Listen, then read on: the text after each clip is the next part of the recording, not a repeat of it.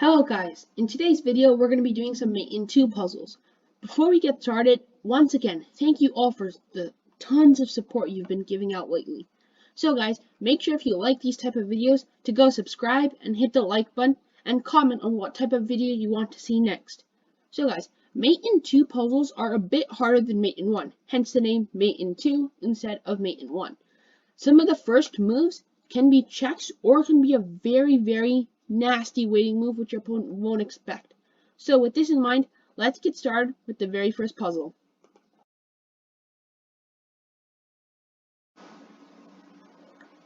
In our first Mate in 2 puzzle, we can see that this is an endgame. We have a king and a queen, and black only has a king.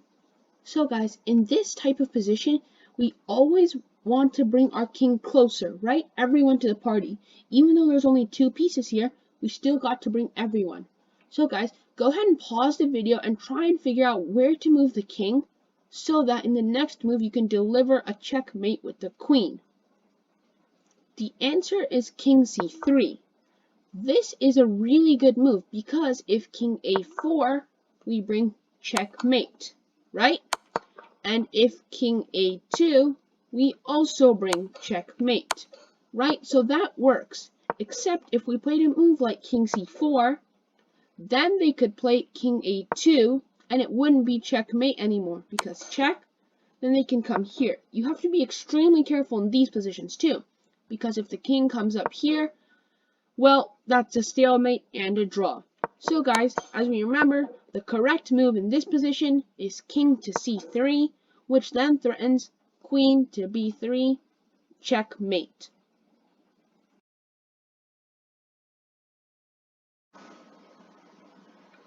In this second puzzle, we can see it's somewhat similar, right? The kings are still on the same squares, except the queen is here, instead of all the way up here. But guys, there's still Mate in 2. So go ahead and pause the video and try and figure out the answer. Try and think of an idea of trying to block the king or restrict the king only to specific squares, so then you can find the checkmate. The checkmating move is actually king c4. Actually, this is the move that prepares the checkmate, since from here, the king can't come here, the king can't come here, and the king can't come here. It can't come to b2 because of the queen, it can't come to b3 because of the king, and it can't come to b4 because of the king. And also it can't come to a2 because of the queen. So now the only move is king to a4, and after that we have queen a2, which is a wonderful checkmate as the queen takes care of all these squares and the check, and the king takes care of these 3 squares. And maybe the queen also helps with this one too. With this in mind, let's move into puzzle number 3.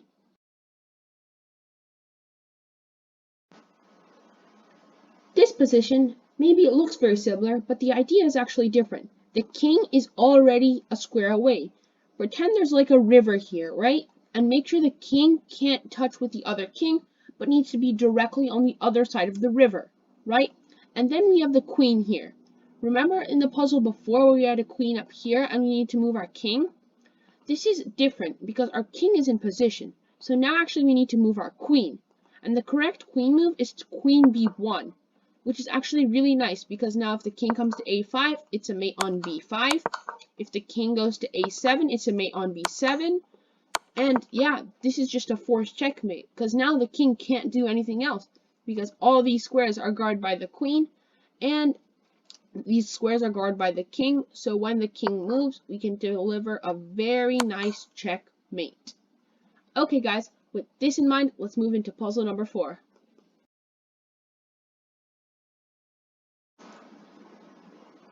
Now in this position, we can see black has a knight, right? And this knight guards the g2 square. So right away, you would have thought, oh, we can play queen g2, right? And that's checkmate. Except this knight is actually guarding this g2 square. So if we play queen here, it's going to be a draw because the knight can take. And you might say, oh, this is winning for black, right? But actually, no, you cannot mate with just a king and knight versus a king. So guys, this is not what we want. We want to go for the checkmate. And this time it's a forced move. It's a check. So we need to give a check and then a checkmate. So guys, try and find the wonderful check which wins us the game.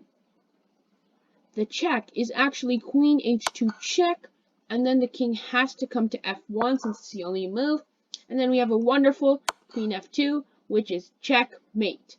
Now let's hop on to the next puzzle.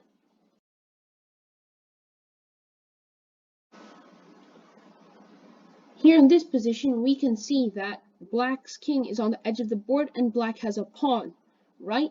So here we need to find a mate in 2, but this puzzle is a bit different, right? Because if we move our queen here and we want to play a mate in 2, the king can just run away, like queen g1, then king h5, and if we play a check, he just keeps running, right? So that's not it. So what if we bring our king up here? Well, that's not it either, because then let's say king here, and then there's no mate in 2. Okay, maybe I have a check here, but then I just run away here. So guys, the move is actually really cool. It's queen f5. This normally would not at all be a good move, since this is stalemate, since the queen takes all these squares, and the king takes this one, and this is a stalemate, except black has another pawn. So he can move this pawn, and then we can deliver the checkmate. Wow, that's pretty fancy, isn't it? Yep, and now let's move on to the next puzzle.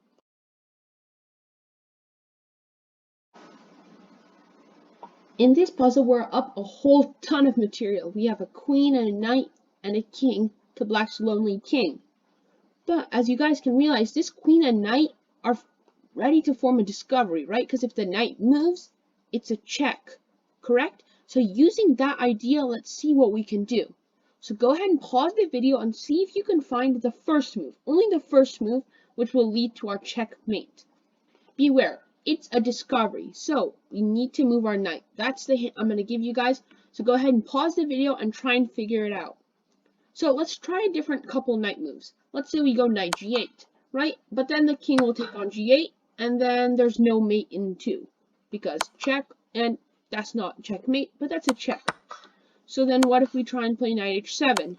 Well, same thing. If they take, okay, maybe we have a couple checks, but it's still not a mate in 2. So what about if we play, let's go knight d7, right? Okay, then what if they go king here? Check. Well, no, sorry, that's not a mate in 2 either. What about knight here? That seems pretty good, right?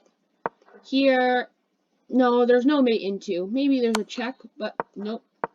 So guys, the mate in 2 answer is knight h5 check, because this knight also guards this g7 square. So when the king comes either to h7, we can deliver a checkmate on g7. And when the king goes to g8, we can also deliver a checkmate on g7. So guys, knight h5 is the solution. And with that, let's go into the next puzzle.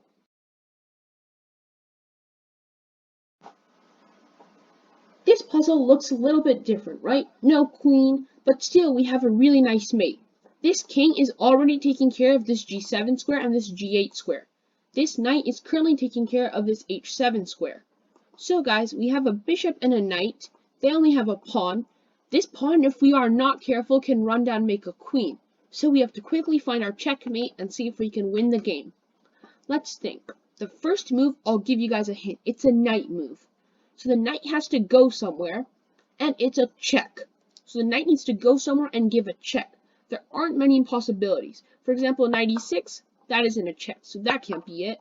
What about knight h3? That can't be a check. That's not it either. The reason why it needs to be a check is after a knight here, we can just bring our king here, and after takes, okay, we can just bring our king here, and there's nothing. And similarly with knight h3, if we can just bring our king here, and there's still nothing. Correct? So the actual solution is knight f7 check. Wonderful! Because the king guards the g8 square, the king guards the g7 square, and so the king has to come to h7, right? Because it's a check, so they can't move their d-pawn. And after this knight is very useful since it also guards this square. So now we know the g8 square is guarded, the h8 square is guarded, the g7 square is guarded, the h6 square is guarded. So now all we need to do is give a check and make sure this diagonal is guarded. And a wonderful way we can do that, bishop takes d3, GG. That's it. Hope to see you guys in the next video.